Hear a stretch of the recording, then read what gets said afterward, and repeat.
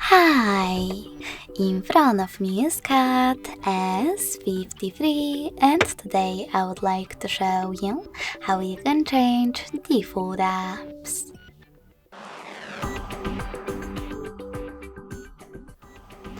First of all, you need to install your new defaults.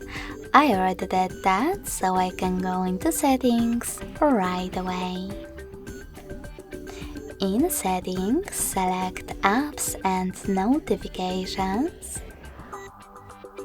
Tap on Advanced and choose Default Apps. Now just click on one of those categories that you wish to manage. In my case, Browser app. Then tap on your downloaded one that you wish to apply and click on the back button. So when I do that, as you can see, my default app has changed.